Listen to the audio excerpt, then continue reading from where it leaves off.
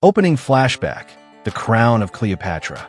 The film opens in 1922 Egypt, during the discovery of King Tut's tomb. Amid the chaos, a mysterious group of thieves steals away with Cleopatra's lost crown, a legendary artifact said to symbolize absolute power.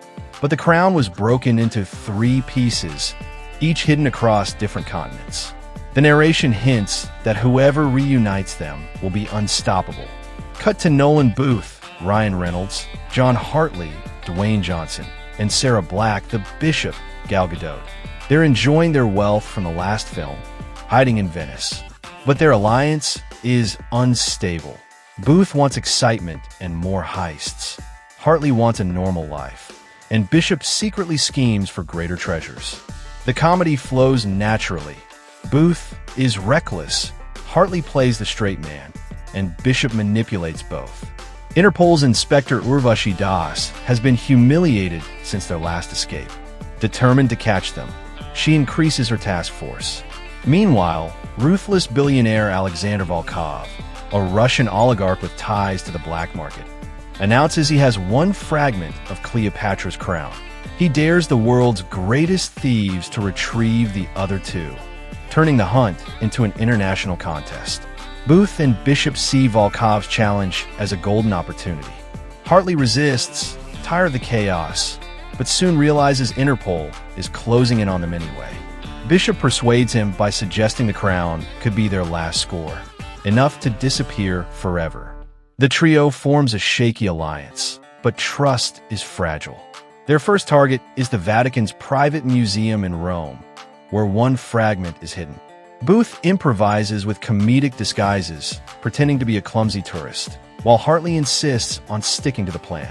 Bishop effortlessly charms her way past security. The sequence escalates into chaos when alarms trip, forcing them to escape through the catacombs under Rome, with Interpol chasing them. They barely make it out alive. Inspector Das tightens her grip, frustrated by yet another escape. She recruits Damian Cross, an ex-MI6 operative turned mercenary, who once hunted artifact for governments but now sells his skills to the highest bidder. Cross is intelligent, ruthless, and knows how thieves think, making him a mirror image rival to Hartley, Booth, and Bishop.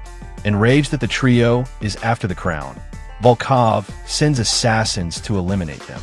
This sparks a spectacular chase sequence through Rome's rooftops and busy piazzas. Booth uses his parkour-style agility. Hartley crashes through walls brute force, and Bishop stays 3 steps ahead. They escape, but Volkov makes it clear if they keep interfering, he'll kill them. Clues from the Roman artifact lead them to Cairo. Beneath the city, they discover a hidden chamber tied to Cleopatra's dynasty.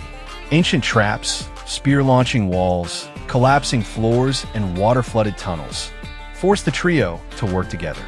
Booth keeps joking, this is just Indiana Jones without the hat, annoying Hartley. But just as they secure the second piece, Damian Cross ambushes them. A shootout ensues in the underground tunnels, with Bishop barely outsmarting him. Bishop secretly arranges a meeting with Cross, offering to betray Booth and Hartley in exchange for safety and a share of the crown. She tells herself it's just a backup plan. Booth accidentally overhears part of the conversation and confronts her later. She insists it's part of her bigger scheme against Volkov, but Hartley's trust in her weakens. The trio hides out in a luxurious desert villa in Morocco. This is the calm before the storm. Booth tries to lighten the mood with jokes and failed attempts at flirting with Bishop. Hartley plays the annoyed guardian. Bishop plots silently. Through coded messages, she learns Volkov is hosting a secret black market gala in Monaco, where the 3rd and final piece will be auctioned. They infiltrate Volkov's glamorous Monaco gala, packed with arms dealers, corrupt officials, and rival thieves. Dressed in elegant disguises, Booth awkwardly tries to blend in. Bishop seduces information out of targets, and Hartley pretends to be a wealthy buyer.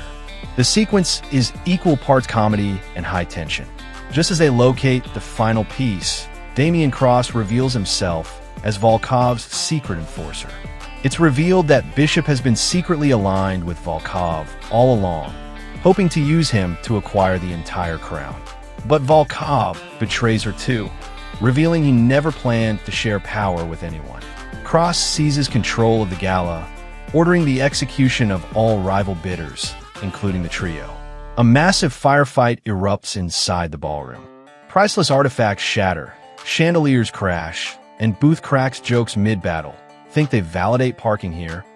Hartley faces off against Cross in a brutal fistfight, while Bishop narrowly escapes execution.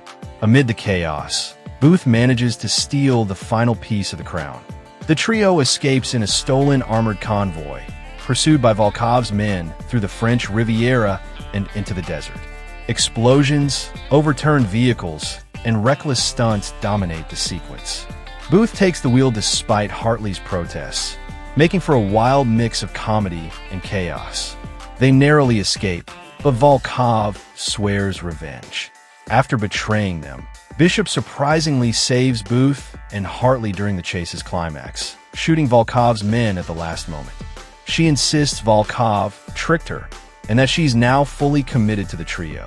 Hartley is reluctant to believe her, but Booth convinces him, mostly out of desperation.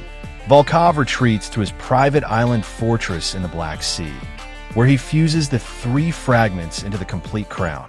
The trio infiltrates, disguised as workers, with comedic moments as Booth fumbles through the stealth plan. Inside, they plant explosives and set up their final gambit to steal the crown. The climax builds as Cross intercepts them. Hartley and Cross engage in a punishing hand-to-hand battle, brute force versus tactical precision. Meanwhile, Booth and Bishop fight off mercenaries in the treasure vault. The fight ends with Cross falling into the sea during an explosion, presumed dead. They finally seize the fully restored crown of Cleopatra. But true to form, Bishop tries to betray Booth and Hartley one last time, locking them in the vault. However, Booth reveals he swapped the crown earlier with a fake replica, tricking her at her own game. Hartley grins for once, proud of Booth's cleverness. Inspector Das and Interpol storm the fortress. Volkov is arrested, with Interpol uncovering his vast smuggling empire thanks to an anonymous tip. It's revealed Booth secretly tipped off Das earlier, ensuring Volkov would take the fall. While Das believes she has the thieves cornered, the trio escapes through tunnels, leaving only Volkov in custody. The film ends on a luxury yacht in the Mediterranean, where Booth, Hartley, and Bishop bicker like an odd family. Bishop teases them with news of another legendary prize, the lost amber room of the Romanovs. Booth cheers enthusiastically, Hartley groans in disbelief, and Bishop smirks. The camera pans out as they sail toward their next chaotic adventure.